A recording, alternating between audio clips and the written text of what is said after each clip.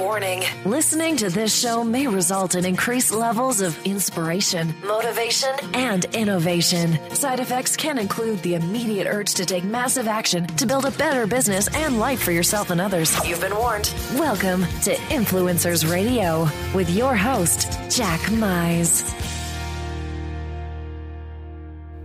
And welcome back to another episode of Influencers Radio. You know, there's an old saying, and I don't even know if it's an old saying. It's kind of a macabre philosophy, I guess. But I remember hearing an older man say this once. He said, you know, all marriages are destined to end in divorce. Of course, every now and then, one of you dies before it happens. And I thought, oh, I wonder if that's true. You know, if we live long enough, those of you that have been married, been in long marriages, to think about it, if you lived long enough, do you see it lasting forever? Well, you know what? I think there's a lot of people that do see that lasting forever. And even though people see marriage probably sometimes as a temporary thing or something that they'll give it a shot for a while, I still think there's people that make that commitment for a long, long time. And it's almost turned into a cottage industry of watching marriages fall apart. How long will it last? You know, I'm sure you've seen the pools on how long, especially Hollywood marriages will last. You listen to morning radio, you hear the drive time wacky DJs, you know, doing their pranks where they'll call up people and offer to give a man free roses to anyone he likes to see if he'll choose someone other than their wife, to watch marriages destroyed.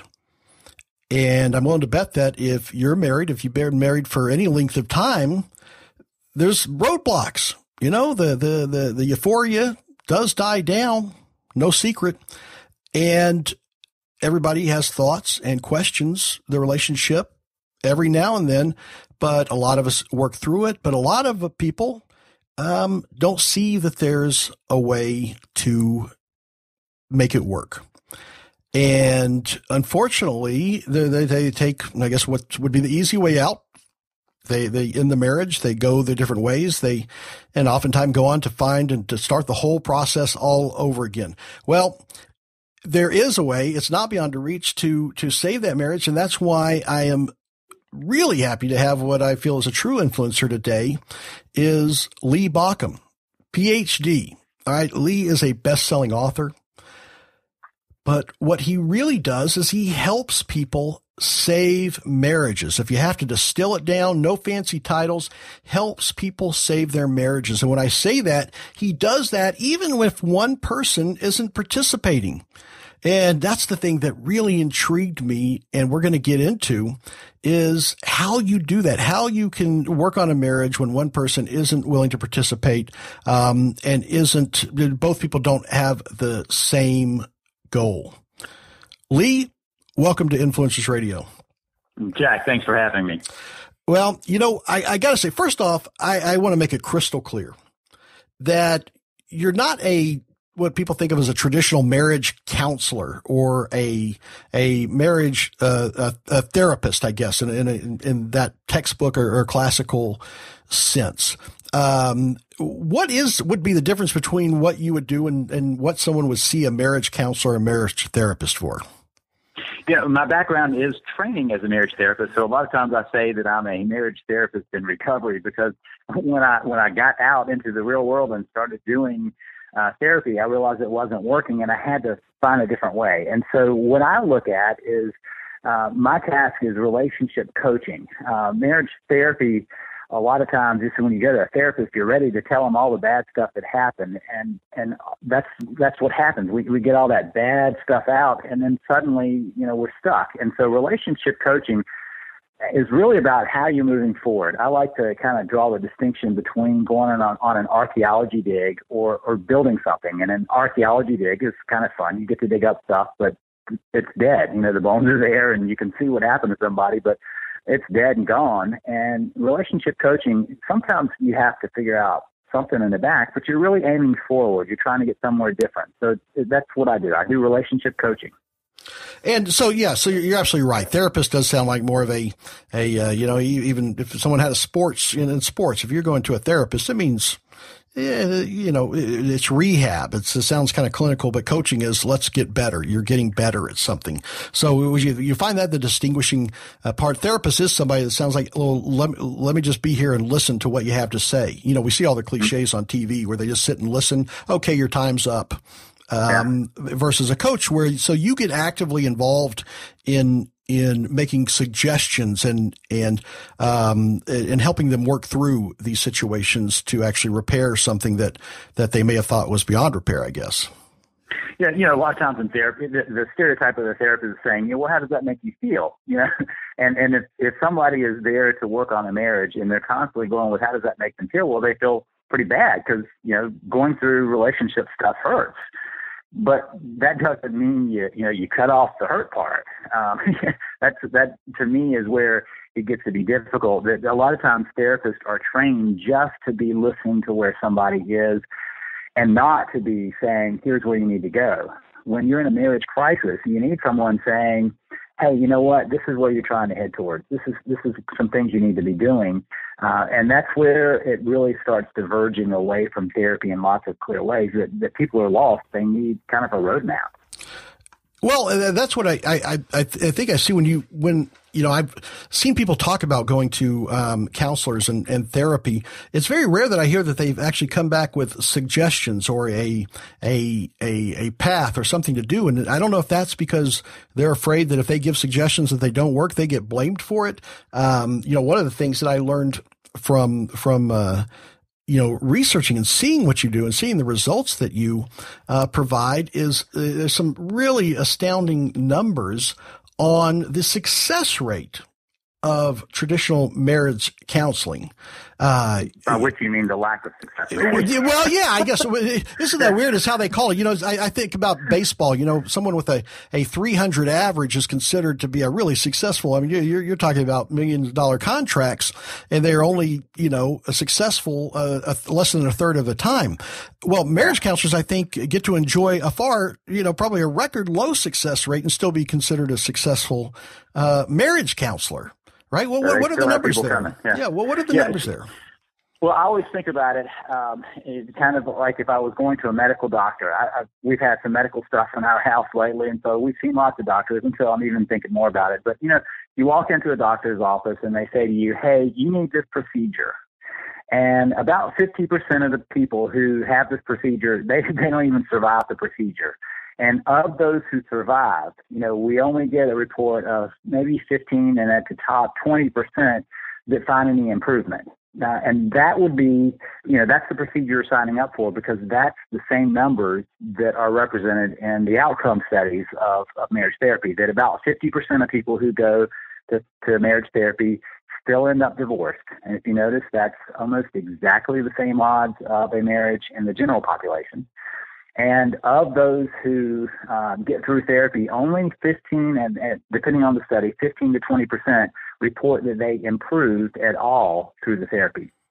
So why? So you've been in that background, and you think about even some of the famous, people that have been relationship counselors and therapists. What was the one, the Men Are From Mars guy, John? John Gray. John Gray, and he was married to another relationship expert, and they end up getting divorced, right? So I guess that right there shows the statistics on, it doesn't take a lot to claim a success rate in the marriage counseling industry.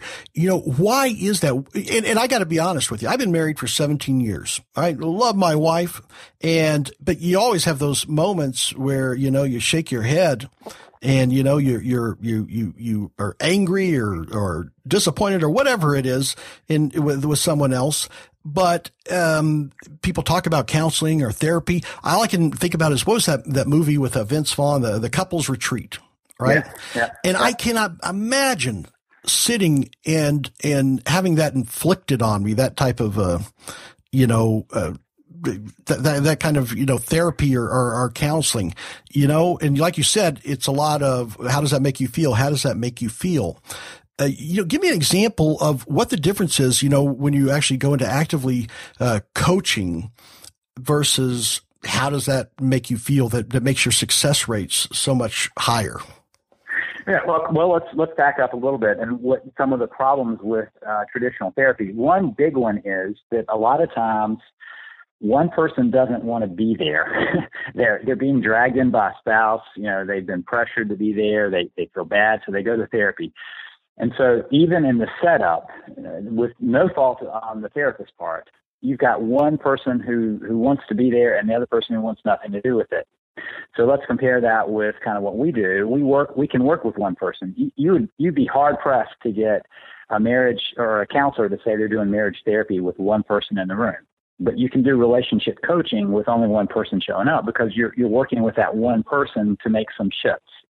So the first thing is we're leaving out the person who is resistant. And I don't mean leave out forever, but leave out for right now until we get some pieces in place.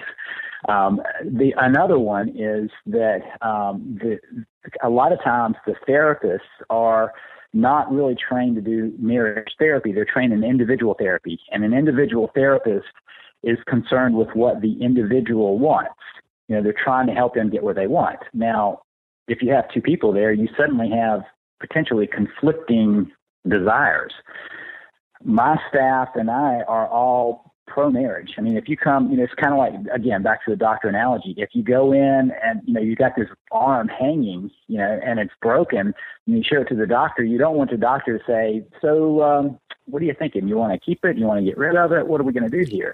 Yeah. You want someone who's going, okay, let's fix this. Let's work on what you're bringing in. So we're there to work on the relationship. Now, I mean, I will be the first to admit 100% of marriages will not be saved. There's no way. There are too many other pieces. But if you start with let's get this going on the relationship as long as we can, you already have changed the dynamics of that relationship. I'm not there to say, gosh, you guys got to go your separate ways, which is often the case in marriage therapy. And so there's some differences just in the setup, just the fact that we can work with one person rather than trying to bring that resistant person in. I will also say that therapy is not a modality for everybody. Not everybody's prepared to go through that process. And so we have an alternative way of dealing with that. You don't have to be in therapy in order to address those issues and learn and grow and change the pattern. There's one little research I think is really important that I think will help a lot of people understand this. And this is my own little research, so completely unscientific, but just by observation, I've noticed that 100% of marriages have problems. 100%. Everybody has.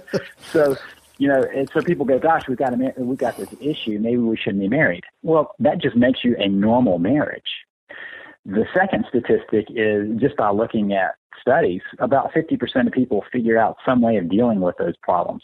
The other 50% just give up and walk away. That's their way of dealing with it. But another 50% say, let's figure this out. And so what we're trying to do is say, it's normal to have these struggles. That's a normal part of growth.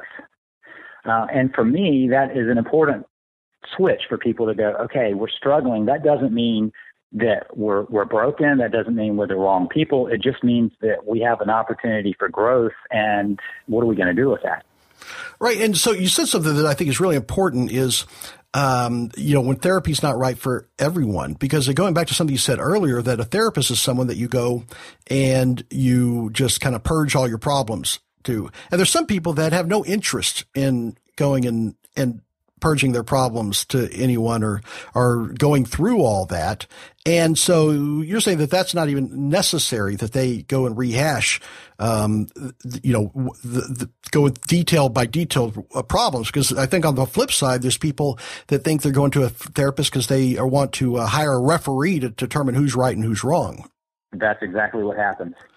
And that certainly isn't going to work, I guess, where Right. where you pick the winner. So when you say that therapy is not right for everyone, but there's still an opportunity for them to participate in the healing of a marriage.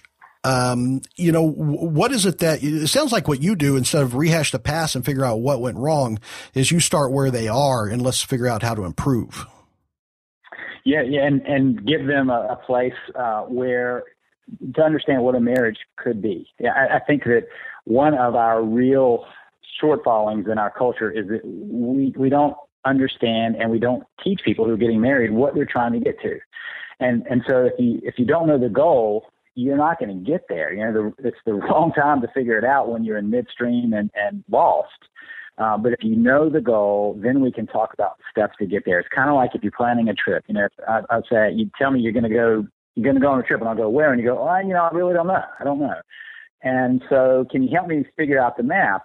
Well, no, but if you'll tell me where you're trying to get to, then it's really easy to look on the map and figure out the steps. And so I start by creating the destination. Here's what we're trying to create. This is what a marriage could and should be.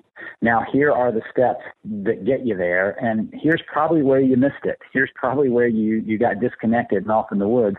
And just to kind of not hold everybody in suspense on what that is, it's about being a we. It's about being a team, being a unit, and functioning as how are the two of us? How are we going to get through life together? That's the goal that most people fail to even notice. And so they're always going, I'm not getting what I want out of this relationship. And that's where they begin to get lost. One of the things that you, when I first started looking at what you were doing and how you were working with folks, the thing that, honestly, after that I was a little bit skeptical about was that part about how that this works, even though it's only one person participating. Right. Mm-hmm. And I thought, how can that possibly be if you have someone that just, isn't in it, that doesn't even want to, participate in trying to make it work. And until I understood this concept that you had around the 3 C's.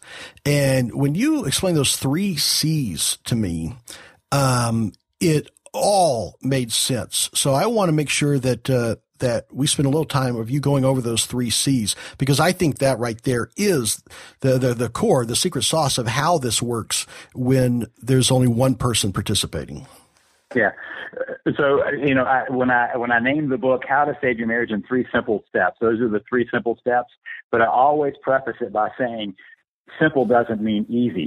So we're going to make it real simple, but that doesn't mean that it's kind of automatic. Those 3 steps, the first C is to connect with your spouse. There are lots of different ways of connecting. There are different levels of connection. You look at emotional connection, physical connection, spiritual connection. And the problem in any marriage that's in trouble is it's become disconnected. They haven't nurtured that connection between them. There's lots of reasons why that could happen. And again, if you go to a therapist, you can talk about lots of reasons why that happened and never get to the place of how do you rebuild the connection. And so the first task is reconnecting, building that connection. Connect with your spouse is that first C. The second C is the one that trips up some people, and that's change yourself. And the reason I can say that is because I haven't met anybody who's reading my stuff. I haven't met anybody to be saying there's something wrong with you. I'm just saying that we all, everybody has an opportunity for growth and change, and we all get stagnant in life. And one of the things I've noticed is that when a marriage is in trouble, it usually has both disconnected spouses and spouses that have stopped growing. They've stopped kind of showing up in life. And so changing yourself can function in lots of different ways. It may be about taking better care of yourself. It may be about showing up more in life, really being invested in and engaged in life. There are lots of ways that can manifest. And it's not like you've got to change this about yourself. It's just you got to change yourself. So let's look at some ways you can do that. Well, I think real quick before we pass on that second C is the one that I think just opened my eyes and put a spotlight on it, because I think so many people that find themselves in their situation, their focus is on how do I change my spouse? Yeah. Rather than change myself. How do I change, the way that they react to things? How do I change the way that they behave on these situations? How can I change, their habits? And I think once you accept and acknowledge that you're not going to change that, but what you do have full control over is changing yourself and the way that, you react to that and the way that you respond. And just like you said, the way that you conduct yourself or take care of yourself, you're taking back where you have 100% control over that. And that's where it all came together to make sense to me, that I see how this can work with half of the marriage partnership, that with one person working that diligently on that, it can make a huge impact. So I just wanted to make sure that we didn't, gloss over that, because that was just such a big point to me. So let's push that a little further. You said 100% control over your own stuff. I call that being 100% responsible. And this is where some people get tripped up, because they go, it's my fault that this happened. And I always like to distinguish between blame and responsibility. Blame is when you're looking for, who did this. Responsibility is, how am I able to respond to this differently? And so, one way to think about that is, if you're standing in a burning house and it's burning around you, it's not time to stand around and go, hey, who did this? Who set this fire? It's time to say, how do I get me and my loved ones out of here? And that's the difference between blame and responsibility. So, so that's what I'm shifting people towards, is saying, how can I be responsible for how I enter into my part of this relationship? How do I be responsible for my part of life? And what you're pointing to, in my mind, is often one of those things that happens in therapy, that it becomes a blame session. You did this, you did this, you did this, not here's what I did. And so I'm trying to shift that and say, how can I be different in the relationship? How can I be different in life? And that's going to impact the relationship. That's really, really powerful. And then that leads you to the third C, right? Yes. The third C is create a new path. And creating a new path is so important, because, we already talked about that little secret about what a marriage is. But if you haven't been trying to get to being a we, you're not going to get there. And so creating a new path is starting to build in ways of moving towards being that we. For instance, there's a decision to be made. If you do it as, what am I going to get out of this? Or what are you going to get out of this?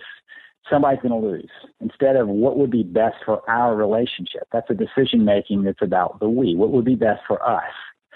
And so creating a new path is partly holding out a vision for both of you of getting to that place where you're functioning together. Another is some practical stuff of saying, when I make a decision from now on, I'm going to think about us. And when I talk, I'm going to use us and we. I'm going to express it as if we're in it together, and that creates a new path that you notice becomes very magnetic. And the reason is because we humans are built to be in this connection. We're built to be connected with others, and we're built particularly to be connected with a spouse. And so when that happens, a lot of times what keeps it from being around is the resentments from times in the past when you didn't feel connected. So we start fixing that. We start getting that healed, and suddenly the connection happens, and suddenly the path happens. Yeah, that right there is it really is a like you said, simple.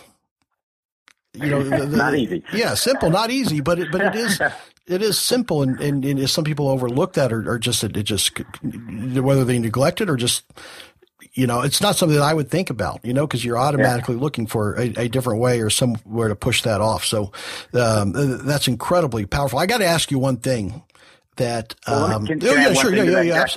Yeah, that's one of the things that I really want to kind of get across is that the process. You sometimes you will read a psychology book, a relationship book, and it makes it so twisted and turned, and there's these deep subconscious constructs, and we create these huge schemas of what's going on in our mind and our brain and our psyche, and it's just not that sophisticated. We have been getting together as couples way longer than there has been Freud or anyone else to tell us about these deep constructs.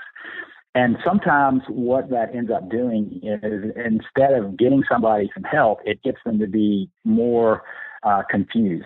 And it just is not that difficult a process. It's not an easy process. It's just not a difficult one to understand. It's a simple process when we get down to the basics of it that make it all work.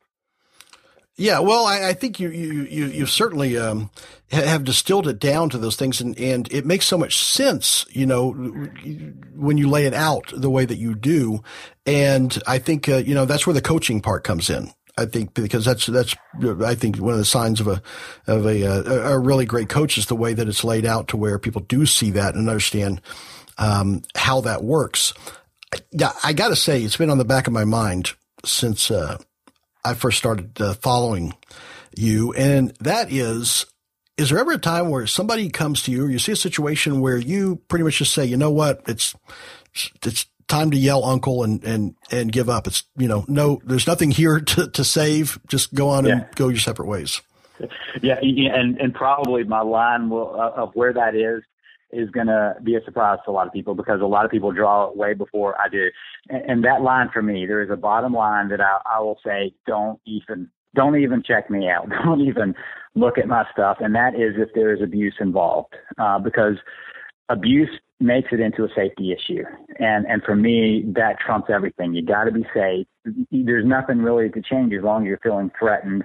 And so, yes, if there's abuse involved, that's when I say you don't work on it. That means, though, that leaves the ones that most people expect for me to say, like infidelity would be the line. That's not. Interesting statistic on couples that have had infidelity, they beat the national average on staying together. 60 to 70% of couples where there's been infidelity still make it through that. And so that's not where I draw the line. I just draw the line there with abusive relationships. I think you just got a lot of guys out there to say, hey, honey, we need to talk to this guy. He's got a way to increase our chances of success here.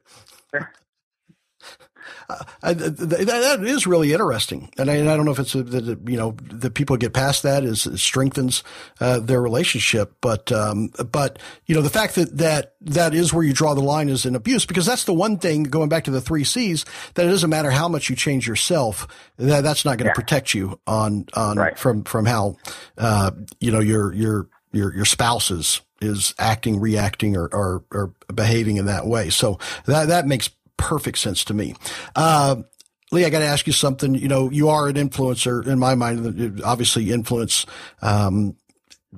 so many people to stay in marriages and rebuild marriages, and not just. I hate to even use the word salvage marriage, because that sounds like it gets back to where you can make do, but really rekindle and build something that may even be stronger than they ever had before. And that's what I feel makes you an influencer. And I like to find what influences the influencer. What is it that inspires you and has influenced you to do what you do and finds its way into the work that you do with the folks that you help?